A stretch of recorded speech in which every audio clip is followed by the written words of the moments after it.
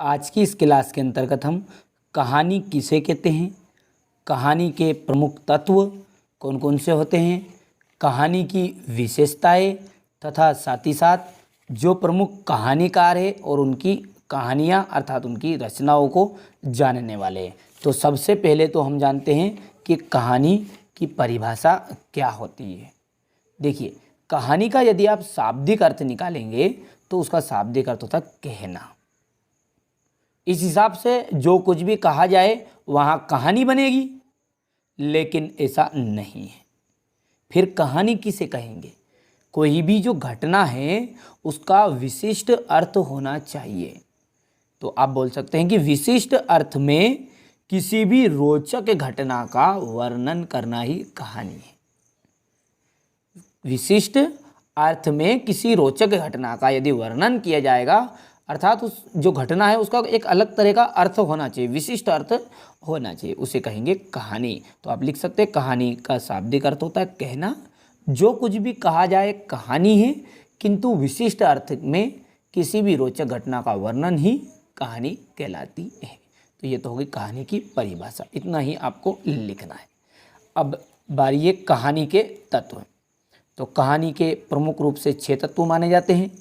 कथावस्तु, जिसका दूसरा नाम है कथानक, पात्र या चरित्र चित्रण, संवाद योजना, वातावरण, भाषा शैली और उद्देश्य। तो इस तरह से ये 6 कहानी के प्रमुख तत्व हो गए। कथावस्तु, पात्र या चरित्र चित्रण, संवाद योजना, वातावरण, भाषा शैली और उद्देश्य।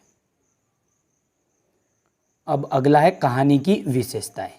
तो देखिए, कहानी की विशेषताएं में प्रमुख विशेषता यहाँ है कि कहानी गद्य रचित होनी चाहिए, क्योंकि ये गद्य की विधा है कहानी। इस कारण से कहानी गद्य रचित जरूर होनी चाहिए। साथ ही साथ संक्षिप्त होनी चाहिए। तो आप लिख सकते कहानी गद्य रचित एवं संक्षिप्त होनी चाहिए। ये थोड़ी सी लिखने में इमला मिस्टेक हो गई, सही कर लीजिएगा आप। कहानी में कथानक का जो चरण है वहाँ विकास की ओर होना चाहिए तथा प्रभावपूर्ण उसका अंत होना चाहिए। तो कहानी में कथानक का चरण विकासपूर्ण और प्रभावपूर्ण ही उसका क्या होना चाहिए? अंत होना चाहिए।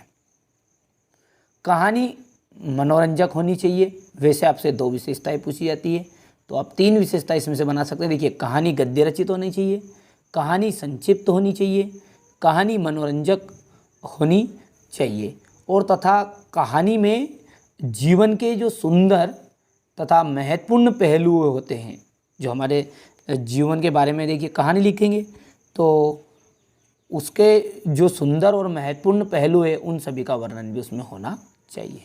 तो ये थी कुछ कहानी की विशेषताएं जो मैंने आपको बताने का प्रयास किया है। चलिए आगे बढ़ते हैं। तो आगे आता है प्रमुख कहानीकार और उनकी कहानियाँ। पहला है प्रेमचंद।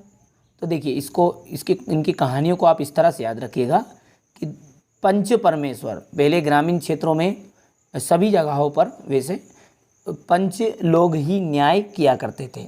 तो प्रेमचंद एक पंच परमेश्वर का एक हिस्सा थे। तो स्वाभाविक बात है कि उनकी जो बेटी है वहाँ कौन से घर की कहलाई? बड़े घर की बेटी। 2 ट्रिक के द्वारा 2 कहानी आपको याद हो गई, पंच परमेश्वर और बड़े घर की बेटी। क्यों? क्योंकि प्रेमचंद पंच परमेश्वर का एक हिस्सा थे, तो उनके घर की बेटी बड़े घर की बेटी कहलाई। शतरंज का खिलाड़ी, क्योंकि बड़े लोग शतरंज के भी शौकीन होते हैं, तो इसलिए शतरंज के खिलाड़ी। और पुष्की रात, एक कहानी आप याद रख सकते हैं। वैसे 2 कहानी आपसे पूछी जाती है। जयशंकर प्रसाद, आकाशदीप, ममता, पुरस्कार और आंधी। इस तरह से आप इनकी कहानी याद रखिएगा। किशोरी लाल गोस्वामी, बहुत ही महत्वपूर्ण है, इंदुमती। सबसे प्रसिद्ध कहानी कौन सी है? किशोरी लाल गोस्वामी की इंदुमती। 1 नंबर में पूछा भी जाता है कि इंदुमती के कहानीकार कौन है? तो किशोरी लाल गोस्वामी। या इंदुमती क्या है? कहानी है कि उपन्यास है? तो इंदुमती क्या है? कहानी है। गुलबहार, विशंभर नाथ शर्मा कौशिक, ताई और रक्षाबंधन और विद्रोही। तो इस तरह से आप इनकी कहानियों को याद भी कर सकते हैं। ठीक है, 2 कहानियों के नाम पूछे जाएंगे और 2 कहानीकारों के नाम। तो यहाँ से देखिए नोट्स तैयार करिएगा। एक ही वीडियो में मैंने सब कुछ कवर करने का प्रयास किया है। फिर भी कोई डाउट है, कोई शंका रह गई है तो बेझिझक आप कमेंट कर सकते हैं। इसके बाद में यहाँ से आप कहानी की विशेषताओं को लिखिएगा।